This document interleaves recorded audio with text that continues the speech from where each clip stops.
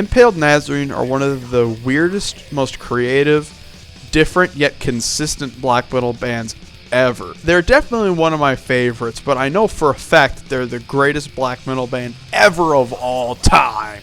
Not only does this band dabble in some of the most extreme, fucking violent black metal, with lyrical themes ranging from war, nuclear war, and all forms of sex, especially the kind that Satan approves of. They also dabbled in the realms of melodic black metal and even a little bit of hardcore punk. One of my favorite aspects of this band is, of course, the vocalist that remains on every single album. Thank God, because this guy might be my favorite black metal vocalist of all time. Now, it is unsure what the hell my favorite black metal band is, but I can tell you that this motherfucker, unless I'm really, really not thinking of someone that I should obviously say is the best black metal vocalist, this man, Mika, is fucking insane. He goes by crazy, weird nicknames on every album, but this man is the one and only Mika Lieutenant, which is already an awesome name, so I don't know why he goes with like really retarded nicknames. Now this guy, even though he does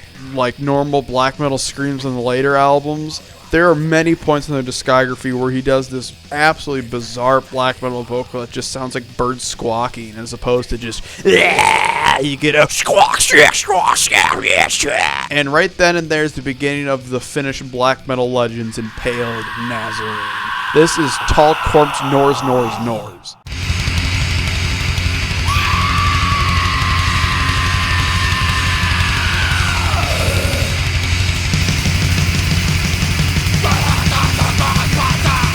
Now, aside from the absolutely retarded album title, this album is all guns blazing, awesome all the way through. The album cover's fucking sexy. The performances are fucking insane.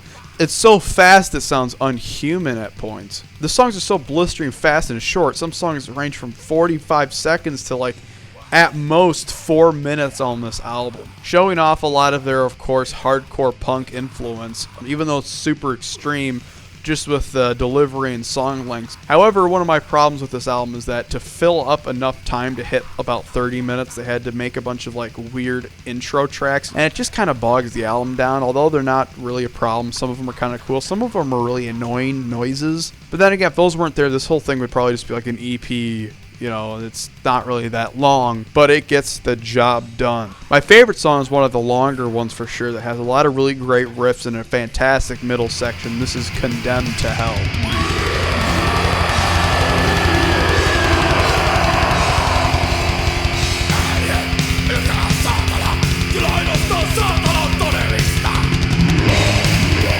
Like I said, don't start with this one.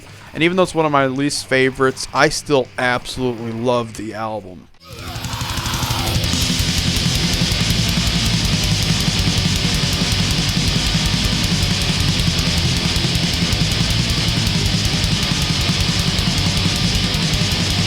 Ugra-Karma was a massive step up from the last one. Although that last one was fantastic, this one is a fucking classic. This one is closer to the realms of black metal, of course, what we know as black metal, but still has its own complete original sound to it that sounds like nothing else. Mika's squawking is at its absolute height on this album, especially in the first song, Goat Sized, which just sounds like quack shock. The album's longer, it's real songs all the way through. Of course, you have the quick, short songs like Goat Sized, Chaos, Goat Law, Caraxo, you know, all this crazy shit. But you have some really weird experimentation, especially on Gott ist Tat, in parentheses, Antichrist War Mix, which has this really weird, like, rap beat under the song as opposed to drumming, and yet it still sounds like black metal somehow.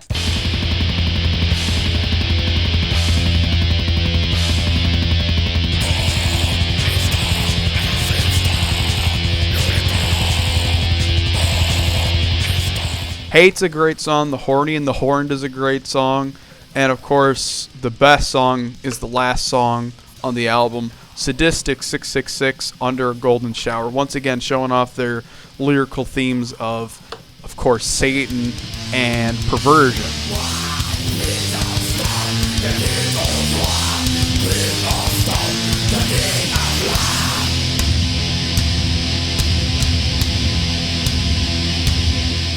Many would cite this as their absolute best album because it is just so unique. Now, even though it is by far one of my favorites, and I really, really do love this album, I feel like they could have used a little bit more experimentation. Not necessarily in the let's make a fucking song with basically a rap beat to it. I mean, like, more song diversity, not just a bunch of blistering songs, but maybe something slower, maybe something doomier, maybe something catchier.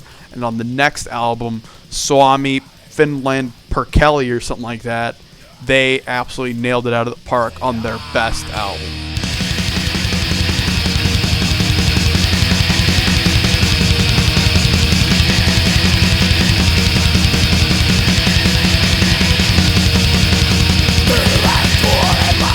Every song is super unique and memorable. It starts out with Vigorous and multi-hook penis or something like that. Whatever the fuck that means. And that already just starts out like the last album was. But then you have some like cool mid-tempo rockers like Blood is Thicker Than Water. And you have a fantastic doomy song like Quasp the Burning. This is the final burning. This is the final burning. This is the final. And on this album, they start to show off a little bit more of that hardcore punk influence, quite literally, with songs like Let's Fucking Die, which is pretty funny, and one of my favorite songs in the album called Ghetto Blaster, which the song Ghetto Blaster, of course, is about going postal in the zoo.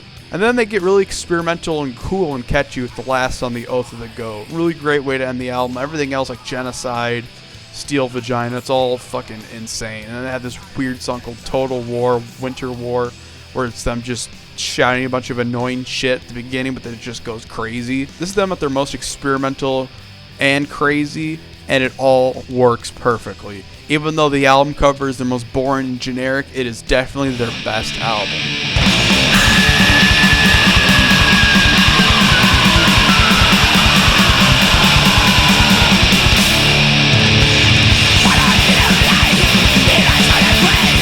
Now with this album, Latex Cult, there was a musical shift and even a lineup shift. Mika was having big problems with his brother that wanted to go in a different direction than Mika wanted to go. I believe he wanted to go into like a doom metal direction, and Mika's like, fuck no to that. We want some fast, crazy shit. So we got this guy by the name of Rima Kalakoski or something like that on the drums, and this guy does a fantastic fucking job. You don't even really notice a change, but musically they change a little bit. They were showing off some like very hardcore punk style songs on that last album, and this one they pretty much went into that balls deep. This whole album is pretty much like almost a crossover black metal hardcore punk album, and it's very, very exciting. Even though a lot of people hate this one for some reason, I think it's one of the weakest, I still think it's very, very, very strong from beginning to end. It's also funny to note that this is when their album covers were starting to get really censored. The censored version looks fucking stupid, but the original looks really crazy and exciting and fucking weird. That artwork perfectly matches like the lyrics and all the sadistic fucking sexual shit that they talk about. Now I want to talk about a couple songs on here real quick. Now the song Delirium Tremens is probably my favorite song on the album, but the one song that represents it the most is definitely Motor Penis, because it's, of course, a tribute to Motorhead, which definitely has a massive influence on this album. It definitely shows how important Motorhead was to extreme metal. It's like they were going back to their roots with this album. They were going like in a hardcore punk direction and in a Motorhead type direction. And this song, Motor Penis, sounds exactly like a Motorhead song.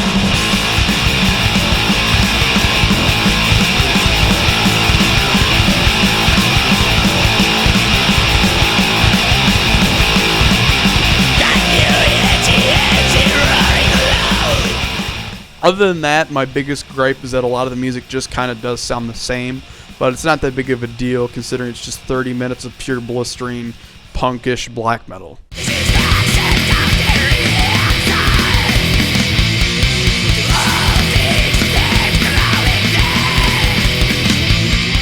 Now, on the next album, Rapture, they had another lineup change. They got rid of their bass player and got a guy by the name of Gianni Letsara or something like that. And this album's actually one of my absolute favorites. It's super overlooked. It's kind of a little bit in the same style of Latex Cult, where it's very, very, very fast, blistering and punky, and very, very consistent in that style. But I think the riffs are better, the songs are better, the production's way darker and grimier, and it sounds more black metal. And that style is best shown in the song 6th Degree Mindfuck. It's just such a fantastic, blacky, hard rock and punky and riff.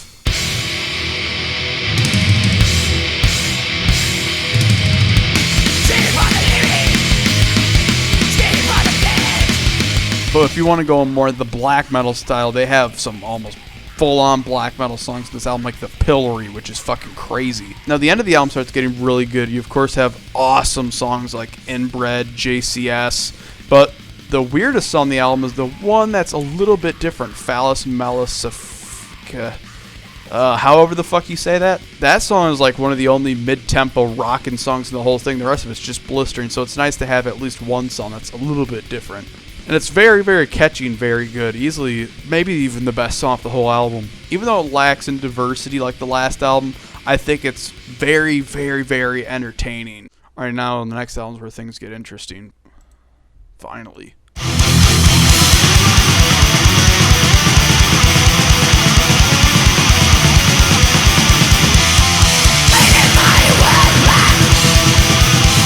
Now, on the album Nihil, they had another lineup change, but instead of losing a member and switching him out for someone else, they actually got a friend of theirs to do some guitar solos on this album. And funnily enough, this album begins a trend of going a little bit more melodic for a couple albums, this being like their melodic black metal album. It has a slightly better production, but it still has the crazy tremolo picking and the same riff style that they had before, and it's definitely more of a return to a little bit more of the black metal style of like Ugra-Karma, but this time around they have more melodic parts, and it's a little bit better production, like I said. But an interesting tie-in with that is, of course, the new member that they had for just this album, their friend Alexei Leho or something like that, the guy from Children of Bodom, or Children of Boredom as I like to call him, the fucking girlfriend metal band that ruins extreme metal. But he does a nice job on this album. He adds some cool guitar solos and lead guitar parts and all that good stuff to make it a good mix of melodic and black metal. One of my favorite songs on the album, though, is, of course, the fucking insane, no melodic moments, a loud Wrath of the Goat.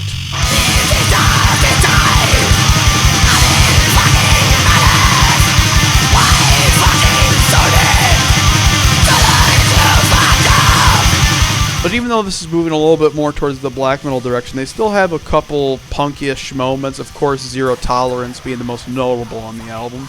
And they also have a slow song that's very, very catchy called How the Laughter Dies.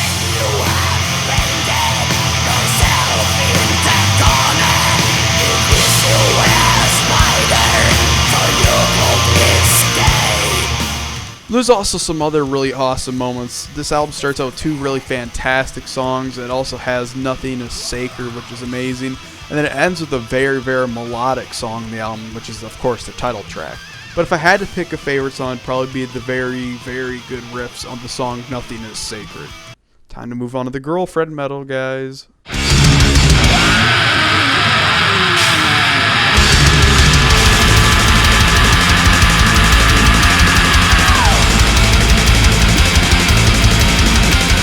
Now on this album they got another group of lineup changes. This time they replace Alex for the lead guitars with a guy by the name of Timu Somnium Remoranta or something like that, who ended up eventually killing himself by jumping off a bridge. They also got a bass player by the name of Mika Arki Arnkill or something like that. And the entire band started going by really, really ridiculously retarded nicknames, especially Mika, the vocalist's new nickname, which is Slutty666. Really, that's the best you could think of. Now, this album, I have to say, is probably my least favorite from the band, which is going to surprise a lot of you because it's probably their most popular album, and a lot of people say it's like their favorite album. Now, even though I do really, really like it and still think it's pretty fucking enjoyable all the way through, it is definitely the furthest they've ever gone from their mission statement of just doing relentless black metal, because this one continues the melodic direction but goes even further. Instead of having like a black metal approach, they go for more of a like thrashy but really melodic approach. And then the production's very, very, very clean and not really heavy. And you guys know what that means. When you have those three mixed together, you have what the legends call girlfriend metal. Yes, that is right, ladies and gentlemen. This is their girlfriend metal album. I mean, just look at that album cover. But I gotta say, when a girlfriend metal album is really enjoyable, that really means something, because it's very hard to succeed in a genre of music that is just so vapid and shitty. But since it's Impaled Nazarene, they were able to bring their great songwriting to the fold and still make a great fucking album. And because of that, I would actually say if you wanted to get into this band, maybe start with something like this, because it's very easily digestible and extremely palatable. Even your girlfriend will like it, or your boyfriend. There's really, really good standouts. The title track, The Lost Art of Goat Sacrificing, prequel to Bleeding Angels 3. And even though it's a melodic girlfriend metal fest, there's a really fucking blistering, crazy song that is my favorite song on the whole thing, called Humble Fuck of Death.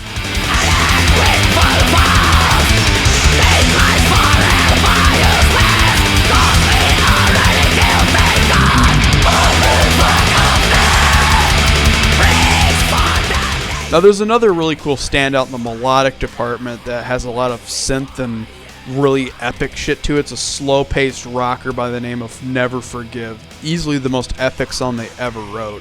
The only thing the song is missing is a little bit more length to the song. They could have made this like a 7-minute epic and it would have worked perfectly. How many do I fucking have left? 5 albums left. I feel bad. They have a lot of fucking albums though. Keck.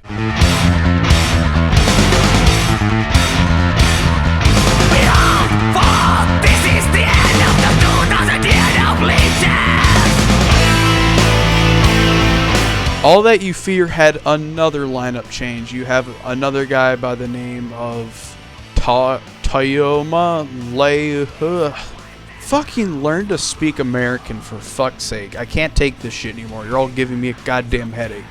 But he replaced the guy that pretty much fucking killed himself.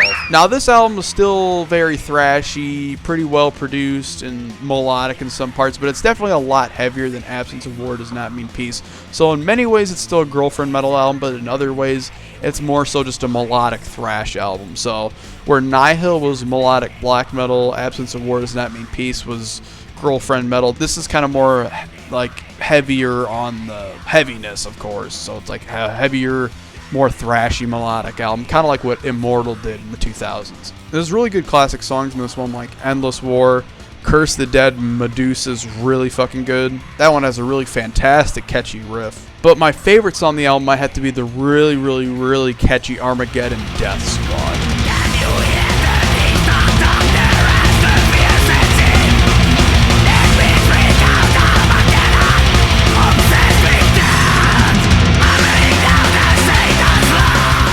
Although this one was a little bit better and more solid, it's still one of my lesser favorites, maybe my second least favorite. It's still missing that awesome Impaled Nazarene full-on black metal style. It's still here on some of the songs, but it just still feels a little bit too down to earth to be as fucking crazy as we want them to be.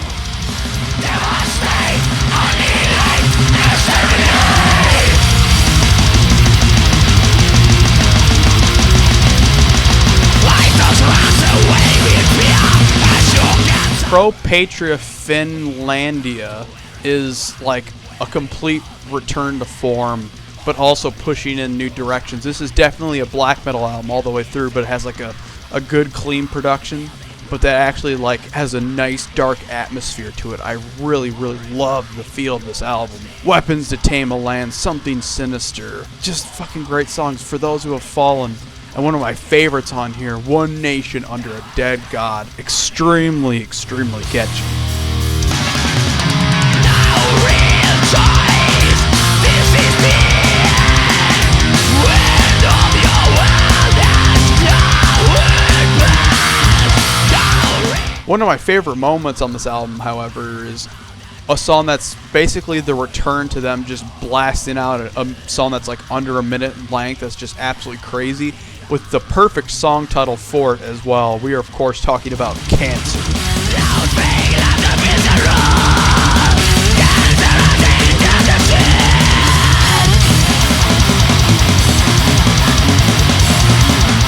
The strongest thing about this album is not only the songs being, of course, back to that black metal style, but like I said, that dark atmosphere just adds so much to this album.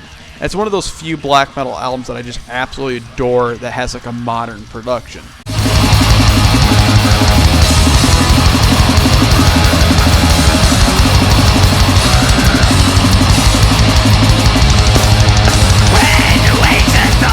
Now we have another lineup change for Manifest. They got rid of that one guy that they got a couple albums back, Toyoma Lioha or something like that. Instead, they have this new lead guitarist by the name of Tommy Olgren. Now this album is a little bit more raw than the last album, and I like that, and it has a little bit more of some hardcore influence, which I like that, but the big problem with this album is for Impaled Nazarene, the album is way too fucking long. 50 minutes? Usually they're around like 30 minutes. That's what's so great about it. Get in, get the fuck out. But this album is pretty much the epitome of why you were born. Instead of getting in, getting out like your dad should have done, and like you should have listened to Impaled Nazarene on, instead he fucking stayed for more and he fucking blew his load. But despite that, every song on the album is still really good. It's hard to listen to the whole thing front to back when it's just so much. But there are amazing tracks on Mushroom Truth is a motherfucking classic. Pathogen, The Calling, Funeral for Despicable Pigs, which is funny because they have two songs on here about pigs. Funeral for Despicable Pigs and Original Pig Rig. Both very weird songs. I don't know if they're talking about like pork pigs or cop pigs or what the fuck. It's funny, there's a song here called Suicide Song, which is saying like you gotta be a real man, fucking kill yourself, which is funny because one of their past members, like I said, jumped off a fucking bridge. And they end the album with a cool, different approach. They end it with a really kick-ass doomy song called Dead Return.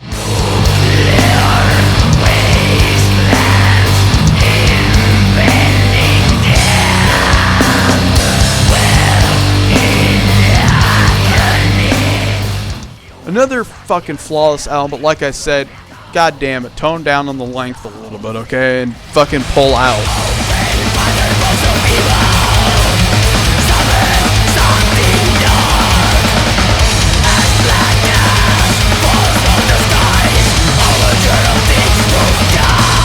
Now we have Road to Octagon. With this album, they lose that classic guitarist that was there for like the longest time, Jarno Antila.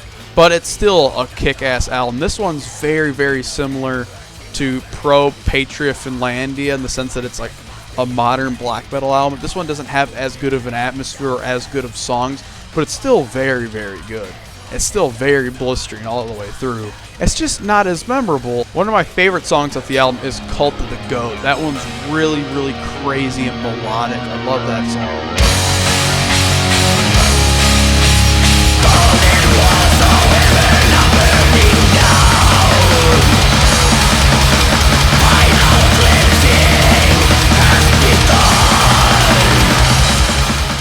Enlightenment Process is very good. It starts with a crazy little bass intro, and the rest of it's really catchy all the way through. A lot of the riffs on here aren't necessarily melodic or girlfriend metal-ish, but they are pretty catchy for black metal, so you could argue it's girlfriend metal in that sense. Then there's some really good classics at the end of the album, like Execute Tapeworm, Extermination, and Rhetoric Infernal. Really, really good songs. And I love how the album is a lot shorter than the last one. This one's around 30 minutes like they should be.